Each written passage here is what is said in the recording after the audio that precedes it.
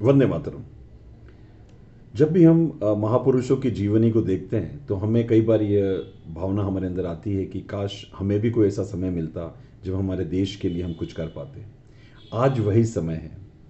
आज हमारी स्वास्थ्य सुविधाओं पर एक बहुत बड़ा दबाव पड़ रहा है। कोरोना महामारी का जो दूसरा संक्रमण है बहुत तेजी से फैल रहा है और स्वास्थ्य सुविधाएं बुरी तरह से उसके दबाव में आ गई हैं। ऐसे समय में यदि वास्तव में हम अपना राष्ट्र प्रेम, देशभक्ति दिखाना चाहते हैं तो सबसे अच्छा तरीका होगा कि हम अपने आप को, अपने परिवार को इस बीमारी से बचाएं और साथ ही साथ ये जागरूकता हमारे आसपास सभी लोगों में फैलाएं ताकि हमारी स्वास्थ्य सुविधाएं बहुत तेजी से इस संकट की स्थिति से उभर पाएं। मैं आज आपको कोरोना महामारी की सुरक्षा के लिए हमारे चारों ओर किस तरह से हम सुरक्षा चक्र बना सकते हैं उसके बारे में छोटा सा एक संक्षिप्त अपने अनुभव साझा करना चाहूँगा। सबसे पहला सुरक्षा चक्र जो हम अपने चारों ओर बना सकते हैं वो है कि हमेशा आप अपने घर पे रहिए। पूरी तरीके से आप सुरक्षित रहेंगे जब तक वायरस, कोरोना का विषाणु आपके शरीर तक नहीं आएगा, आप बीमार नहीं होंगे। तो आप बिल्कुल भी घर के बाहर ना जाएं। यह हमारा पहला सुरक्षा चक्र है।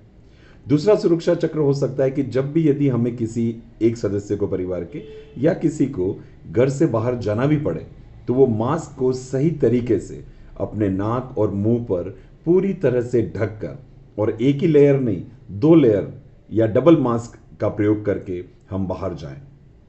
तीसरा सुरक्षा चक्र हो सकता है कि जब भी हम घर वापस आएं तो अपने हाथों को अच्छे से, जो धोने की प्रक्रिया पहले भी हमने समझी थी, सुमन केटू, सीधा, उल्टा,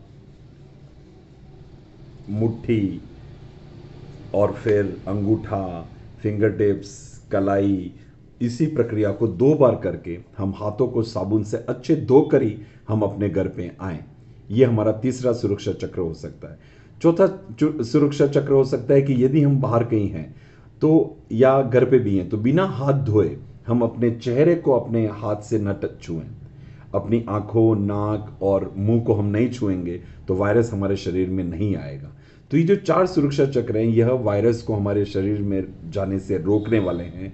घर पे रहें, मास्क लगा के ही बाहर जाएं, बार बार हाथ धोएं और बिना हाथ धोए अपने चेहरे को न छुएं।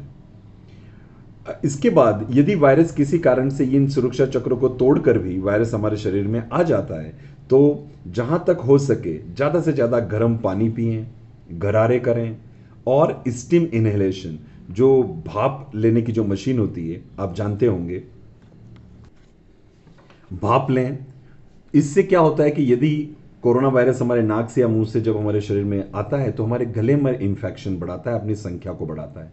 तो यदि हम गर्म पानी, भाप लेंगे तो, या गरारे करेंगे तो ये हमारे शरीर से बाहर निकल जाएंगे, हमारे पेट में चले जाएंगे। पेट में जाने पर ये इन्फेक्शन नहीं फैला पाता है। इसका जो टारगेट होता है वो होता है हमारे लंग्स, हमारे फेफड़े। तो यदि हम नियमित रूप से गरारे, गर्म पानी का सेवन सुबह शाम हम यदि करते हैं, गुनगुना पानी हम लेते हैं, तो हम इस इन्फेक्शन के खतरे को हम रोक सकते हैं। ये हमारा 5वां सुरक्षा चक्र है। छठा सुरक्षा चक्र है कि वायरस यदि हमारे शरीर में आता है तो हमारी प्रतिरक्षा प्रणाली इससे लड़ती है। तो हमारी प्रतिरक्षा प्रणाली को मजबूत करने के लिए इस समय हम जहां तक हो सके ज़्यादा तला भुना खाना नहीं खाएं और पोषक खाना खाएं। ज़्यादा से ज़्यादा फल वगैरह लें, जूस लें, नींबू पानी, साइट्रस फ्रूट, विटामिन सी, ये हमारे शरीर को इम्यूनिटी देते हैं। और साथ ही साथ अच्छी नींद। तो प्रतिरक्षा प्रणाली को मजबूत करना हमारा छठा सुरक्षा चक्र हो सकता है। इसके बाद क्योंकि ये वायरस हमारे लंग्स पर अटैक करता है तो हमारे लंग्स को मजबूत करना है। तो लंग्स को मजबूत करने के लिए हमारी सबसे अच्छी क्रिया जो है वो है प्राणायाम और डीप ब्रीदिंग, गहरी गहरी सांस। 5 सेकंड तक सांस लें, 5 सेकंड तक सांस रोकें और 5 सेकंड बाद सांस निकालें 5 सेकंड तक।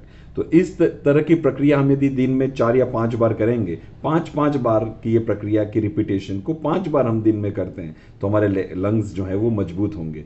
अनुलोम विलोम, डीप ब्रीदिंग, बेली ब्रीदिंग, पेट से सांस लेना है, सीधे पेट के बल, पीठ के बल लेट जाएं, पेट पे अपना हाथ रखें और सांस इस तरह से लें कि पेट बाहर आए। तो ये जो बेली ब्रीदिंग है ये भी बहुत डीप ब्रीदिंग होती है, फेफड़े के बहुत गहराई तक हमारे ऑक्सीजन पहुंचती है, तो इससे हमारे फेफड़े मजबूत होते हैं। तो ये जो हमारे लंग्स को मजबूत करने के तरीके, इसमें एक और भी आपने सुना ही होगा, प्रॉनिंग, कि पीठ के बल नहीं लेटकर हम पेट के बल लेटें। यदि हम पेट के बल लेटते हैं तो उससे भी हमारे लंग्स जो हैं वो मजबूत होते हैं। तो ये भी क्रिया यदि हम करते हैं तो हमारी ऑक्सीजन का सेचुरेशन लेवल एकदम नहीं गिरेगा। ये हमारा 7वां सुरक्षा चक्र हो सकता है, प्राणायाम, डीप ब्रीदिंग। हमारा 8वां सुरक्षा चक्र हो सकता है कि अपने लक्षण, जो भी हमको बीमारी हो रही है, जैसे पहले दिन मुझे बुखार कब आया तो मैं उसको नोट रखूं कि मुझे इस दिन बुखार आया, और फिर इसके तीसरे, चौथे, 5वें दिन तक बुखार धीरे धीरे लगातार रहता है। 5वें से 10वें दिन तक बुखार अत्यधिक हो सकता है, और उसके बाद बुखार जो है वो एकदम घटने लगता है, और 14वें दिन के बाद हमारा वायरस का इन्फेक्शन लगभग नगण्य हो जाता है। तो सामान्य तौर पर वायरस इसी तरह से कार्य कर रहा है। तो हम लोग अपने लक्षणों को बराबर नोट करके रखें कि पहली बार बुखार कब आया। यदि हमारे घर पे तापमापी है, थर्मामीटर है, डिजिटल थर्मामीटर के प्रयोग से हम हमारे तापमान को नोट करें, दिन में 2 या 3 बार रीडिंग लेके नोट करके रखें। ऑक्सीजन लेवल में मापने के लिए जो ऑक्सीमीटर आता है वो हम अपने घर पे रखें, उससे हम 2 या 3 बार रखें। ये तब की प्रक्रिया जब यदि हम पॉजिटिव आते हैं, तो हम इस तरह से ये सारी चीज़ों को नोट करेंगे तो ये सारी बातें हम अपने चिकित्सक को अच्छे से बता पाएंगे, और चिकित्सक उसी के अनुसार हमारा ट्रीटमेंट कर पाएगा। तो ये हमारा 8वां सुरक्षा चक्र है। और 9वां सबसे महत्वपूर्ण सुरक्षा चक्र है, वो है दृढ़ इच्छा शक्ति और सकारात्मकता। यदि हम बहुत डरे रहेंगे, हर समय इसी चिंता में ग्रस्त रहेंगे, तो हम पर बीमारी हावी हो जाती है। हमने कई ऐसे उदाहरण देखे हैं जिसमें लंग्स का जो सिटी स्कैन का जो स्कोर है वो 16 से 20 तक भी आने के बावजूद लोगों ने बहुत अच्छे से इस बीमारी से सर्वाइव किया है। कई लंबी उम्र के लोग भी, बड़ी उम्र के लोग भी इस बीमारी से अच्छे से लड़कर वापस आए। तो इसमें दृढ़ इच्छा शक्ति और सकारात्मकता बेहद जरूरी है। तो मैं आप सभी से यही आग्रह करना चाहूँगा, पूरे उपखंड ऋषभदेव के सभी नागरिक बंधुओं से, कि ऋषभदेव में यह कोरोना का जो संक्रमण है वो तेजी से फैल रहा है। आसपास के छोटे छोटे गांवों में भी अब ये फैलने लग गया है।